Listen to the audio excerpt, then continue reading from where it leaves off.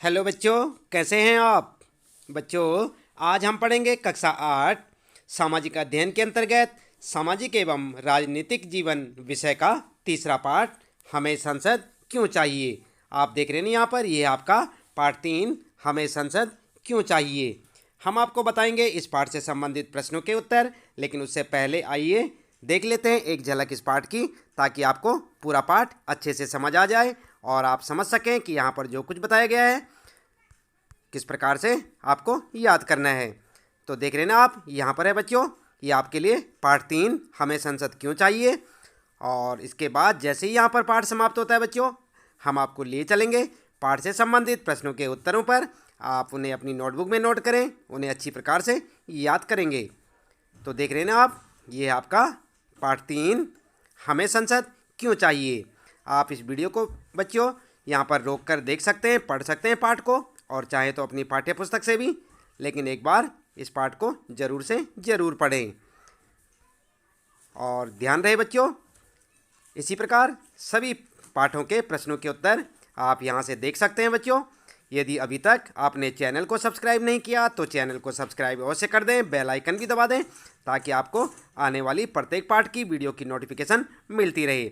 और इसी प्रकार देखते रहें वीडियो, लगातार जुड़े रहें हमारे साथ और जानते रहें अपने सारे प्रश्नों के उत्तर। तो देखा बच्चों आपने, यहाँ पर जो है आपका ये पाठ पूरा समाप्त हो जाता है। चलिए जान लेते हैं यहाँ पर पाठ से संबंधित प्रश्नों के उत्तर। तो बच्चों, आपको एक बार फिर से याद दिला दें, आज हम पढ़ रहे हैं कक्षा 8 सामाजिक एवं राजनीतिक जीवन का पाठ 3 या अध्याय 3 कह सकते हैं आप, हमें संसद क्यों चाहिए। और हम आपको बता रहे हैं इस पाठ से संबंधित प्रश्नों के उत्तर अभ्यास प्रश्न उत्तर में। सबसे पहले बच्चों ध्यान दें आप, पाठ के अंतर्गत पूछे गए प्रश्न और उनके उत्तर। समझ गए ना आप किस प्रकार से पाठ के बीच बीच में कुछ प्रश्न पूछे होते हैं और उनके उत्तर सबसे पहले हम आपको यहाँ पर बताते हैं। उसके बाद हम आपको बताएंगे पाठ के अंत में पूछे गए प्रश्नों के उत्तर। तो सबसे पहले आप पाठ के बीच में ध्यान देंगे बच्चों, अपनी पाठ्य पुस्तक में भी ध्यान से देख सकते हैं आप। पाठ के बीच बीच में कुछ प्रश्न पूछे होते हैं, जैसे कि आप यहाँ पर देख सकते हैं। सबसे पहला प्रश्न है, संसद की तस्वीर के जरिए कलाकार क्या कहने का प्रयास कर रहा है। और ये प्रश्न आपको कहाँ पर मिलेगा, याद रखें बच्चों, 31 नंबर या अपनी पाठ्य पुस्तक के 31 नंबर पेज पर आप देखेंगे तो आपको इस प्रकार का एक प्रश्न देखने को मिलेगा। और उसका उत्तर आप क्या लिखेंगे, ये देख रहे हैं ना आप, ये है संसद की तस्वीर। और इस तस्वीर से कलाकार क्या कहने का प्रयास कर रहा है, उत्तर लिखेंगे, इस तस्वीर के द्वारा कलाकार यह कहने का प्रयास कर रहा है कि। और उसके बाद यहाँ पर जो है हेडिंग डाल के आप जो है पॉइंट में लिखेंगे, नंबर 1, सभी व्यक्तियों को अपने प्रतिनिधियों के माध्यम से संसद तक पहुँचने का अधिकार प्राप्त है। दूसरी बात क्या कहता है कलाकार, प्रत्येक व्यक्ति चाहे वह स्त्री हो या पुरुष, हिंदू हो या मुस्लिम या सिख या ईसाई हो, सबको निर्वाचित होकर संसद में पहुँचने का अधिकार है। अगला पॉइंट है, देश का प्रत्येक नागरिक निर्णय प्रक्रिया में शामिल है। तो इस प्रकार से आप अपने इस पहले प्रश्न का उत्तर लिख सकते हैं बच्चों। देख रहे हैं ना आप, ये है पहला प्रश्न और यहाँ पर संसद की तस्वीर और कलाकार इस तस्वीर के द्वारा, इन 3 बिंदुओं को आप ध्यान से लिखें, यही सब कहने का प्रयास कर रहा है। तो ये आपका उत्तर हो जाएगा। इसके बाद बच्चों दूसरा प्रश्न शुरू होता है आपका, सार्वभौमिक वयस्क मताधिकार क्यों मिलना चाहिए, इसके पक्ष में एक कारण बताइए। और आपको ये प्रश्न देखने को मिलेगा 32 नंबर पेज पर, यानी कि आप अपनी पाठ्य पुस्तक के, अपनी किताब के 32 नंबर पेज पर देखें, 32 नंबर पेज पर आपको इस प्रकार का एक प्रश्न देखने को मिलेगा। इसका उत्तर क्या लिखेंगे, उत्तर इस प्रकार से लिखेंगे बच्चों, सार्वभौमिक वयस्क मताधिकार क्यों। और यहाँ पर हेडिंग डाल के लिखेंगे, नंबर 1, लोकतंत्र में नागरिकों की भागीदारी और सहमति को महत्व दिया जाता है। नंबर दूसरा पॉइंट लिखेंगे, इससे सभी वयस्क नागरिक निर्णय प्रक्रिया में हिस्सा ले सकेंगे। देख रहे हैं ना आप, तो इस प्रकार से आप अपना उत्तर लिख सकते हैं। तीसरा पॉइंट लिखेंगे बच्चों, नागरिकों की भागीदारी और सहमति सार्वभौमिक वयस्क मताधिकार से हो सकती है। तो इस प्रकार से आप अपने दूसरे प्रश्न का उत्तर लिख सकते हैं। ये आपका दूसरा प्रश्न और उसका उत्तर आप लिखें। तीसरा प्रश्न शुरू हो जाता है बच्चों, और तीसरे प्रश्न में क्या पूछा है, चलिए पढ़ लेते हैं। क्लास मॉनिटर का चुनाव शिक्षक द्वारा किया जाता है ना। आपकी कक्षाओं में भी क्लास मॉनिटर का चुनाव कौन करता है? शिक्षक। या विद्यार्थी भी कर सकते हैं, कई बार विद्यार्थियों द्वारा भी होता है। आपकी राय में इस बात से कोई फर्क पड़ता है या नहीं, चर्चा कीजिए। यानी कि जो आपकी क्लास में मॉनिटर चुना जाता है वह आपके शिक्षक द्वारा चुना जाएगा या आपके सहयोगियों द्वारा, आपके साथी जो विद्यार्थी हैं उनके द्वारा। तो आपकी क्या राय है और आपको क्या फ़र्क पड़ता है या नहीं पड़ता? कोई फ़र्क नहीं, इस पर चर्चा करनी है। और ये प्रश्न आपको कहाँ पर मिलेगा बच्चों? ध्यान देंगे, ये भी मिलेगा 32 नंबर पेज पर, यानी कि 32 नंबर पेज देखें आप अपनी पाठ्य पुस्तक के, आपको इसी प्रकार का एक प्रश्न देखने को मिलेगा। जैसे यहाँ पर ये तीसरा प्रश्न, उत्तर में आप इस प्रकार से लिख सकते हैं। उत्तर लिखेंगे क्लास मॉनिटर का चुनाव और हेडिंग डाल के लिखेंगे बच्चों, अच्छे से लिखेंगे पॉइंट बनाकर। नंबर 1, क्लास मॉनिटर का चुनाव शिक्षक द्वारा न करके विद्यार्थियों द्वारा किया जाना लोकतांत्रिक होगा। आई बात समझ में? दूसरा पॉइंट लिखेंगे, जिस मॉनिटर का चुनाव विद्यार्थी करेंगे उस मॉनिटर को विद्यार्थी सहयोग भी करेंगे क्योंकि वह उनका अपना चुना हुआ प्रतिनिधि है ना बात सही? तो इसी प्रकार से आप दूसरा पॉइंट लिखें। तीसरा पॉइंट लिखेंगे बच्चों, जिस मॉनिटर का चुनाव शिक्षक द्वारा किया जाएगा उस मॉनिटर को विद्यार्थी सहयोग नहीं करेंगे क्योंकि विद्यार्थियों को लगेगा वह उनका अपना प्रतिनिधि नहीं है, यह चुनाव उनकी पसंद का नहीं है। तो आप क्या चाहेंगे बच्चों? आपका क्लास टीचर आपके लिए मॉनिटर चुन के रखे या आप स्वयं चुनाव करना चाहेंगे? आप स्वयं ही करना चाहेंगे ना, ताकि वो आपके हितों की रक्षा कर सके। तो यही जो है लोकतंत्र में होता है। चौथा प्रश्न है बच्चों, और इसे ध्यान दें, विधायक क्या कहते हैं उसे? एमएलए। क्या कहते हैं विधायक को? शॉर्ट में एमएलए। कौन होता है और उसका चुनाव कैसे किया जाता है, इस बात को समझाने के लिए निर्वाचन क्षेत्र और प्रतिनिधित्व शब्दों का प्रयोग करें। तो आपको ये प्रश्न कहाँ पर मिलेगा? आप ध्यान दें 33 नंबर पेज पर। आप अपनी पाठ्य पुस्तक के 33 नंबर या 33 नंबर पेज देखें बच्चों। आप किताब को पलट कर देख सकते हैं। 33 नंबर पेज पर आपको इस प्रकार का एक प्रश्न देखने को मिलेगा और इस प्रश्न का उत्तर क्या लिखेंगे आप? उत्तर लिखेंगे विधायक, एमएलए। और यहाँ पर जो हेडिंग डाल के लिखें नंबर 1 करके लिखेंगे। नंबर 1, विधानसभा के सदस्यों के चुनाव के लिए राज्य को बहुत सारे निर्वाचन क्षेत्रों में बांटा जाता है कि नहीं? आपके क्षेत्र के भी कोई विधायक होंगे, आप जानते होंगे। तो आपके राज्य में कई सारे विधायक होंगे, तो बहुत सारे क्षेत्रों में निर्वाचन क्षेत्र को बांटा जाता है। नंबर 2, प्रत्येक निर्वाचन क्षेत्र से एक प्रतिनिधि निर्वाचित होता है। यह निर्वाचित प्रतिनिधि विधायक यानी कि एमएलए कहलाता है। आई बात समझ में? विधायक को ही एमएलए कहा जाता है और यह अपने निर्वाचन क्षेत्र से निर्वाचित होकर आता है। इसके बाद तीसरा पॉइंट लिखेंगे बच्चों, एमएलए यानी कि मेंबर ऑफ लेजिस्लेटिव असेंबली। क्या समझे आप? एमएलए की फुल फॉर्म क्या होगी बच्चों? मेंबर ऑफ लेजिस्लेटिव असेंबली का चुनाव जनता द्वारा 5 वर्षों के लिए किया जाता है। कितने साल के लिए किया जाता है? 5 वर्ष का। एमएलए कितने साल के लिए होता है? 5 साल के लिए। जिसे आप विधायक भी कहते हैं, कई लोग उसे विधायक कहते हैं, कुछ एमएलए कहते हैं। एमएलए अंग्रेजी का वर्ड है, आप समझ सकते हैं, मेंबर ऑफ लेजिस्लेटिव असेंबली। इसके बाद बच्चों 5वां यहाँ पर प्रश्न है आपके लिए, राज्य विधानसभा, संसद, लोकसभा के बीच क्या फ़र्क है, इस बारे में अपने शिक्षक के साथ चर्चा कीजिए। तो आप अपने शिक्षक को पूछ सकते हैं कि जो है लोकसभा या विधानसभा क्या होती है बच्चों, इसके बारे में जानकारी ले सकते हैं। चलिए यहाँ पर देख सकते हैं आप, ये प्रश्न मिलेगा आपको 33 नंबर पेज यानी कि 33 नंबर पेज पर। चलिए अंतर हम आपको बता देते हैं उत्तर में। आप अपने टीचर से भी पूछ सकते हैं। अंतर होगा, नंबर 1 लिखेंगे, राज्य विधानसभा चुने हुए विधायकों यानी कि एमएलए के समूह से बनती है। क्या समझे आप? राज्य विधानसभा जो होती है किससे बनती है? एमएलए के समूह से। जबकि संसद लोकसभा यानी कि सांसदों, जिन्हें कि एमपी भी कहा जाता है, के समूह से बनती है। क्या समझे बच्चों? फिर से ध्यान दें, राज्य विधानसभा चुने हुए विधायकों यानी एमएलए के समूह से बनती है। राज्य के अंतर्गत जितने भी विधायक आएंगे उन सब से एक ग्रुप बन के एक समूह जो बनता है उसे क्या कहते हैं? राज्य विधानसभा। विधायकों, सारे विधायकों से मिलकर क्या बनती है? विधानसभा। जबकि संसद की बात करते हैं, संसद को लोकसभा भी कहते हैं, तो ये किससे मिलकर बनती है? सांसद। जितने के क्षेत्र में, आपके क्षेत्र में जितने सांसद होंगे उनके समूह से मिलकर क्या बनती है? संसद। और राज्य विधानसभा किससे बनती है? विधायकों से। दूसरा अंतर क्या है बच्चों? ध्यान देंगे, सांसद के एमपी पूरे देश से चुन कर आते हैं। जो एमपी होते हैं या जिन्हें सांसद कहते हैं आप, ये किससे आते हैं? पूरे देश से चुनकर। जबकि राज्य विधानसभा के सदस्य जो होते हैं उसी विशेष राज्य से चुनकर आते हैं जिस राज्य की विधानसभा है। आप क्या समझे बच्चों? सांसद जो होते हैं पूरे देश से चुनकर आते हैं, फिर उनसे एक संसद बनती है। सांसद जो है पूरे देश से चुने हुए सदस्यों द्वारा, सांसद जो होते हैं पूरे देश से चुने हुए सदस्य होते हैं जिनसे मिलकर एक संसद का निर्माण होता है। जबकि विधानसभा जो राज्य विधानसभा है वो किससे बनती है? एक प्रॉपर राज्य जो होता है उससे चुनकर आए हुए विधायकों से क्या बनता है? राज्य विधानसभा। तो ध्यान रखें बच्चों, और इसे जो है बार बार सुने, समझें और अच्छे से याद करें। अगला प्रश्न है बच्चों, प्रश्न 6 है यहाँ पर। नीचे दिए गए विकल्पों में से कौन से काम राज्य सरकार के हैं और कौन से केंद्र सरकार के? तो यहाँ पर आपको ध्यान देना है राज्य सरकार के कार्यों पर और केंद्र सरकार के कार्यों पर। तो यहाँ पर जो है ये प्रश्न आपको मिलेगा, यहाँ पर ध्यान दें बच्चों, 33 नंबर पेज पर ये प्रश्न भी आपको देखने को मिलेगा। कितने नंबर पेज पर? 33 नंबर पेज पर।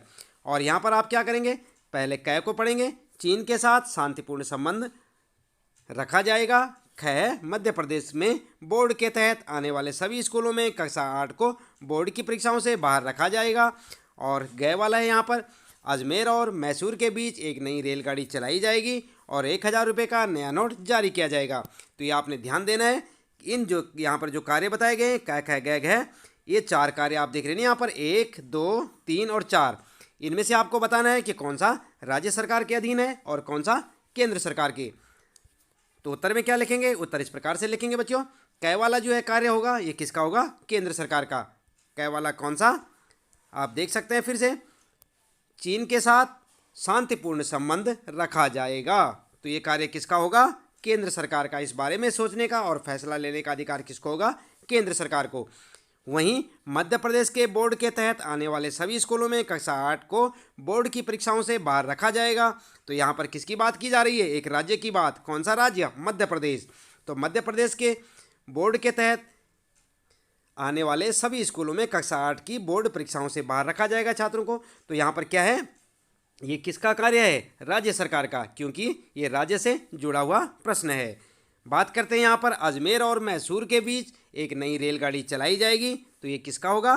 केंद्र सरकार का कार्य। 1000 रुपये का नया नोट जारी किया जाएगा।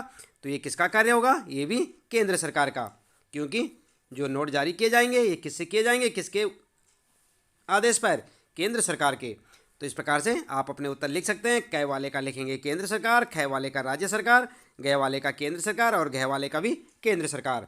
समझ गए ना आप? केंद्र सरकार और राज्य सरकार के कार्यों के बारे में आप इस प्रश्न में देख सकते हैं, प्रश्न 6 में। और क, ख, ग, घ यहाँ पर 4 प्रश्न दिए गए हैं, ये किसके कार्य हैं और यहाँ पर आप उत्तर उनके देख सकते हैं। ठीक है बच्चों, अच्छे से देखें गौर से।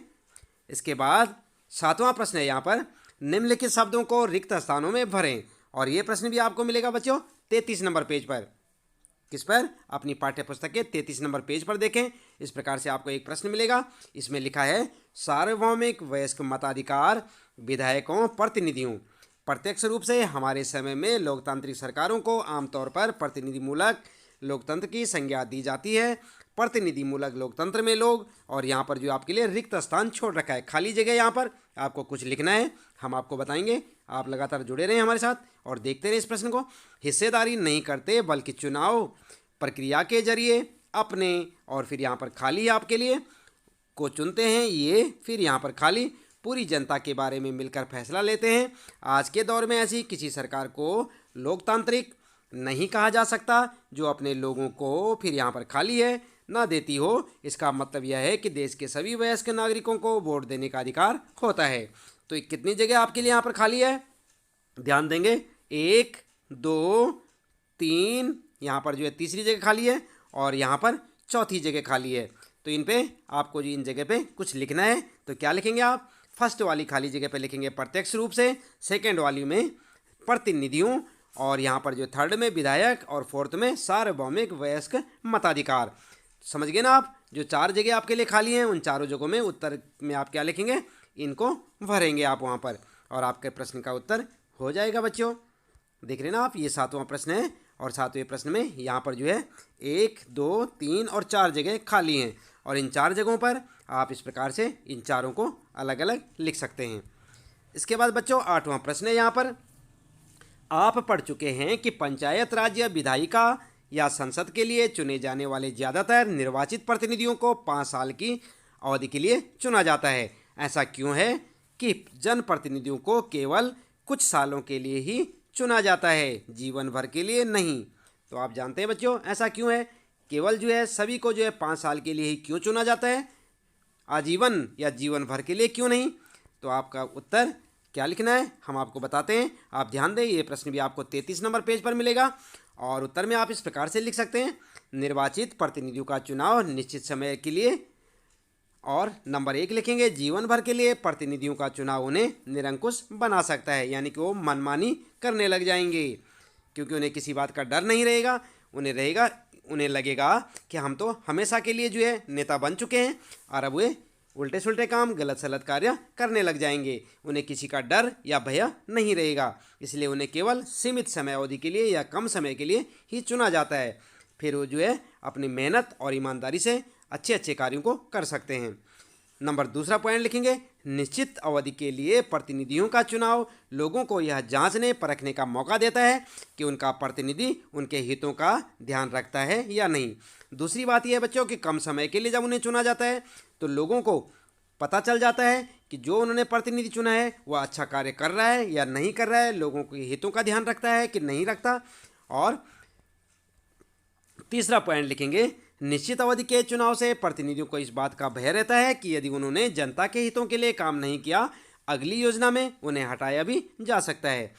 तो ध्यान रखें बच्चों, 5 साल के अंतर्गत अगर उन्होंने अच्छा कार्य नहीं किया और लोगों का हित जो है मद्देनज़र नहीं रखा, लोगों के हितों का ध्यान नहीं रखा, तो उन्हें जो है आगे आने वाले जो अगले 5 साल होंगे उनके लिए नहीं चुना जाएगा, उन्हें हटा दिया जाएगा और फिर दूसरे व्यक्ति को प्रतिनिधि के रूप में चुना जाएगा। इसलिए वे अच्छा कार्य करना चाहते हैं ताकि आने वाले फिर 5 सालों के लिए दोबारा से चुने जाएं।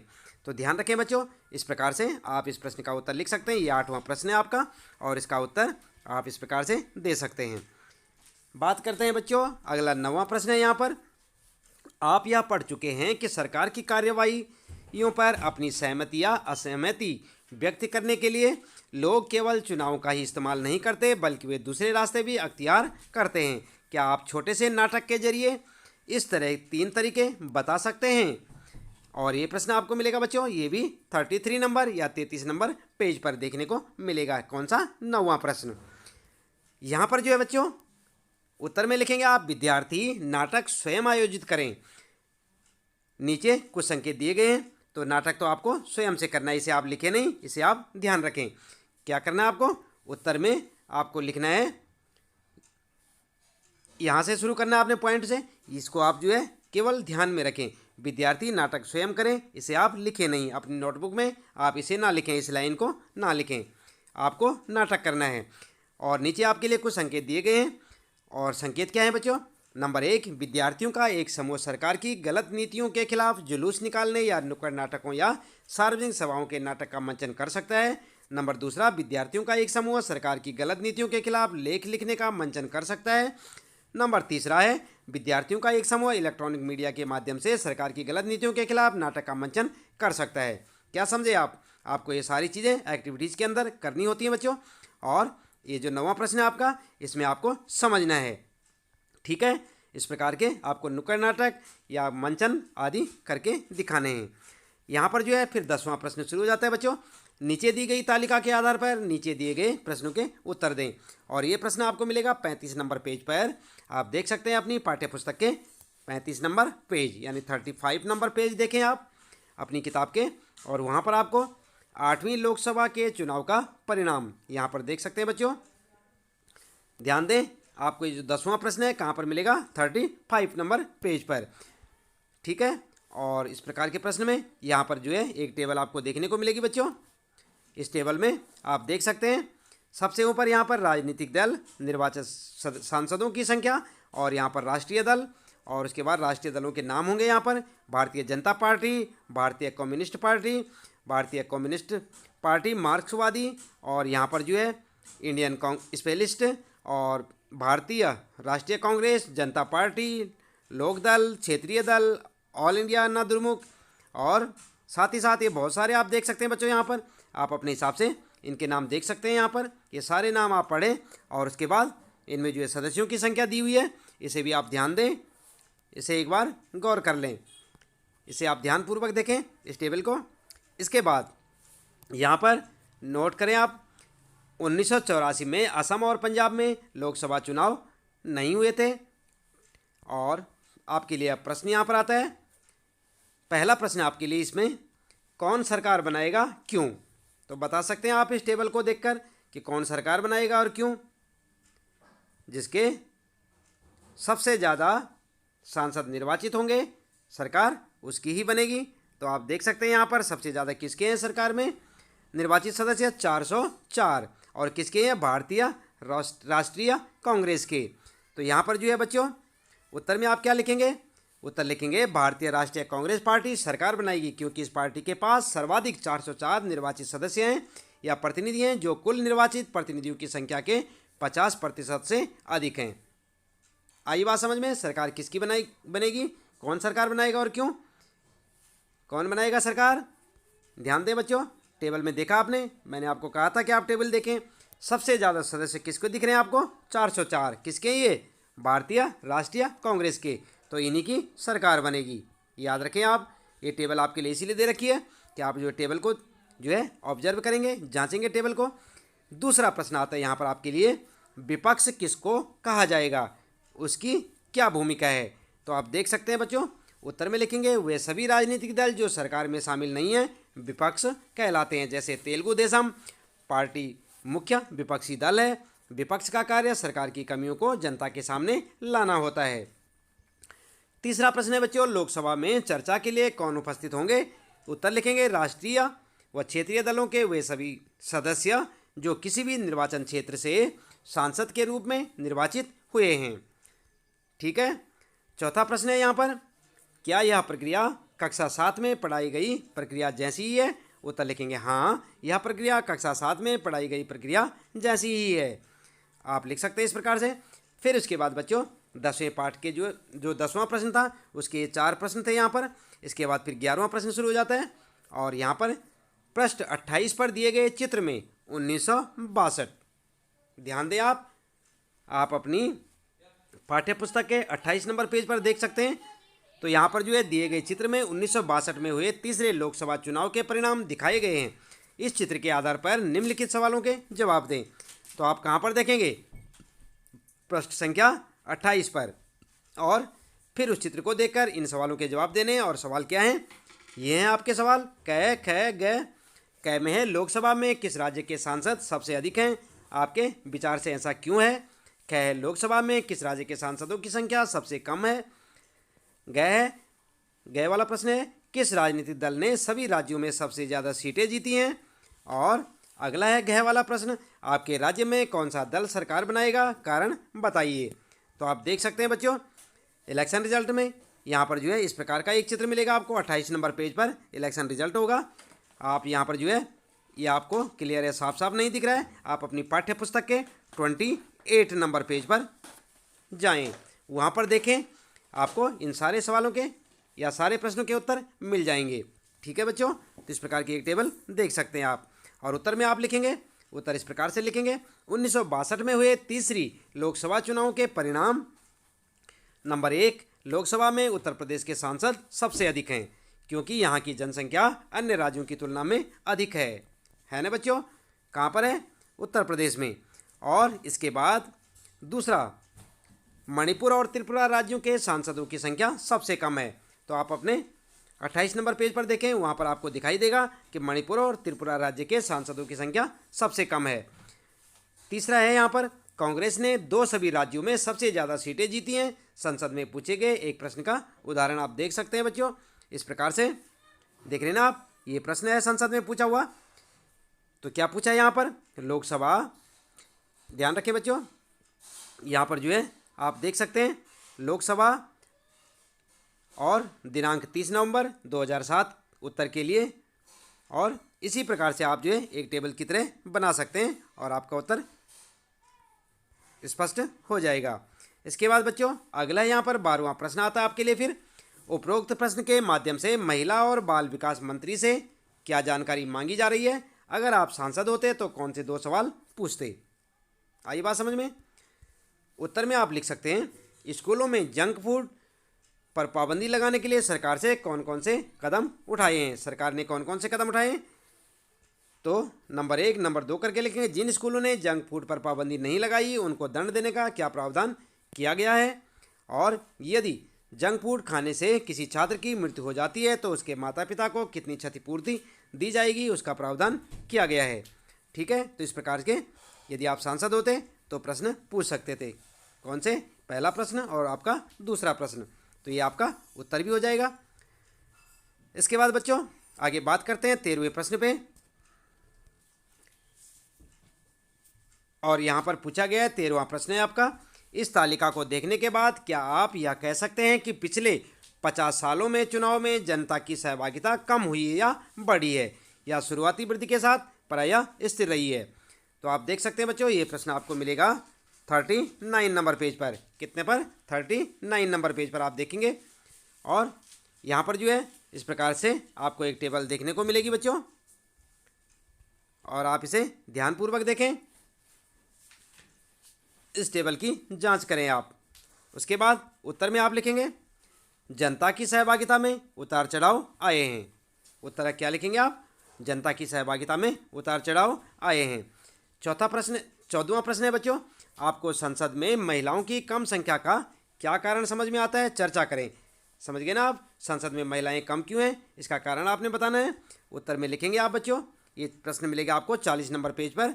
और यहाँ पर लिखेंगे आप संसद में महिलाओं की कम संख्या के कारण, और नंबर 1 नंबर 2 नंबर 3 करके लिखेंगे महिलाओं को उनके परिवार वालों से राजनीति में आने के लिए कम समर्थन मिलता है। सबसे पहला कारण तो यही है। दूसरा कारण महिलाओं की राजनीतिक में स्वयं की रुचि कम है। और तीसरा कारण यह है बच्चों, राजनीति में बढ़ता अपराधीकरण भी महिलाओं की कमी का कारण है। ठीक है, तो इस प्रकार से आप अपना उत्तर दे सकते हैं इस 14वें प्रश्न का। इसके बाद बच्चों जैसे हमने आपको बताया था कि पाठ के अंत में भी आपके लिए कुछ प्रश्न होते हैं, तो अब पाठ के अंत में दिए गए प्रश्नों के उत्तर जान लेते हैं बच्चों। जब आपने पूरा पाठ पढ़ लिया होगा तो पाठ के अंत में आपको इस प्रकार से प्रश्न मिलेगा। पहला प्रश्न होगा, राष्ट्रवादी आंदोलन ने इस विचार का समर्थन किया कि सभी वयस्कों को मत देने का अधिकार होना चाहिए।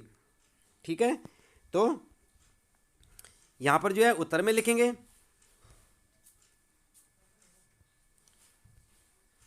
प्रश्न है आपका, राष्ट्रवादी आंदोलन ने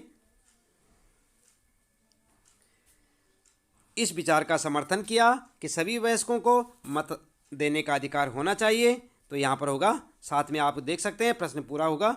और उसके बाद उत्तर में लिखेंगे सभी वयस्कों को मताधिकार दिए जाने का कारण क्या कारण है। उत्तर में आप लिखेंगे नंबर 1 नंबर 2 नंबर 3 करके सभी वयस्क नागरिकों को निर्णय प्रक्रिया में भागीदारी देने के लिए। और नंबर 2 लिखेंगे लोकतंत्र में नागरिकों की भागीदारी और सहमति को महत्व दिया जाता है। नंबर 3 लिखेंगे नागरिकों की भागीदारी और सहमति सार्वभौमिक वयस्क मताधिकार से हो सकती है। तो इस प्रकार से आप अपना उत्तर लिख सकते हैं। यहाँ पर ध्यान दें, प्रश्न में आपका क्यों या कारण बताइए लिख सकते हैं आप यहाँ पर। इसके बाद बच्चों दूसरा प्रश्न है बंगाल में, यहाँ पर लिखेंगे आप बंगाल में 2004 के संसदीय चुनाव क्षेत्रों का नक्शा दिया गया है। इस नक्शे में अपने राज्य के चुनाव क्षेत्रों को पहचानने का प्रयास करें। आपके चुनाव क्षेत्र के सांसद का क्या नाम है? आपके राज्य से संसद में कितने सांसद जाते हैं? कुछ निर्वाचन क्षेत्र को हरे और कुछ को नीले रंग में क्यों दिखाया गया है? ठीक है, तो ये आपका प्रश्न है दूसरा। और यहाँ पर आप देख सकते हैं, अपनी पाठ्य पुस्तक में देखें, वहाँ पर आपको साफ साफ दिखाई देगा। और उत्तर में लिखेंगे आप संसदीय चुनाव क्षेत्रों का मानचित्र, पहला दूसरा तीसरा, इस प्रकार से पॉइंट में लिखें। विद्यार्थी जिस राज्य जिस चुनाव क्षेत्र से आते हैं उसी के अनुसार स्वयं उत्तर दें। तो क्या करेंगे आप? मानचित्र देखेंगे बच्चों आप अपनी पाठ्य पुस्तक में, उसकी आप फोटोस्टेट करके यहाँ पर लगा सकते हैं। फोटोस्टेट भी आप जो है साथ में जोड़ सकते हैं बच्चों। और जिस राज्य में आप रहते हैं उसके जिस भी चुनाव क्षेत्र में आते हैं उसी के अनुसार आप अपना उत्तर लिखें, यानी कि आपके लिए स्वयं से ये आपको करना होगा ये प्रश्न। दूसरी बात का ध्यान रखें, हरे रंग के निर्वाचन क्षेत्र को अनुसूचित जाति के लिए आरक्षित किया गया है। और तीसरा जो है नीले रंग के निर्वाचन क्षेत्र को अनुसूचित जाति के लिए आरक्षित किया गया है। इन बातों का आप ध्यान रखेंगे और इसी प्रकार से नक्शे को भरेंगे, यानी कि मानचित्र को आप भर सकते हैं। इसके बाद बच्चों तीसरा प्रश्न आता है यहाँ पर। अध्याय 1 में आपने पढ़ा था कि भारत में प्रचलित संसदीय शासन व्यवस्था के 3 स्तर होते हैं। इनमें से एक स्तर संसद यानी केंद्र सरकार तथा दूसरा स्तर विभिन्न राज्य विधायिकाओं यानी राज्य सरकारों का होता है। अपने क्षेत्र के विभिन्न प्रतिनिधियों से संबंधित सूचनाओं के आधार पर निम्नलिखित तालिका को भरें। तो आप जो है अपने क्षेत्र से इस तालिका को बनाएं। यहाँ पर जो है राज्य सरकार लिखें, यहाँ पर केंद्र सरकार लिखें और कौन सा राजनीतिक दल अभी सत्ता में है, आपके क्षेत्र में निर्वाचित प्रतिनिधि कौन है, अभी कौन सा राजनीतिक दल विपक्ष में है, पिछले चुनाव कब हुए थे, अगले चुनाव कब होंगे, आपके राज्य में कितनी महिला प्रतिनिधि हैं। तो इस प्रश्न के उत्तर में आप जो है अपने हिसाब से तालिका बनाएं। आप जिस भी राज्य में रहते हैं बच्चों उसके हिसाब से अपने घर में बड़े लोगों से पूछें और इस तालिका को भर सकते हैं। उत्तर में आप देख सकते हैं इस प्रकार से भरेंगे आप। जैसे केंद्र सरकार, छात्र अपने राज्य के अनुसार भरें, ध्यान रखना अपने निर्वाचन क्षेत्र अनुसार आप स्वयं भरें, अपने राज्य के अनुसार आप भरें, अपने राज्य के अनुसार भरें, अपने राज्य के अनुसार, अपने राज्य के अनुसार। यहाँ पर जो है आप जो है अपने हिसाब से भरें। याद रहे बच्चों, आपसे फिर से कह रहा हूँ कि आप अपने राज्य या अपने क्षेत्र के हिसाब से इस तालिका को भरेंगे, ऐसे नहीं। और इसके साथ ही बच्चों इस पाठ से संबंधित प्रश्नों के उत्तर यहाँ पर समाप्त होते हैं। मिलते हैं फिर अगले पाठ की अगली वीडियो में।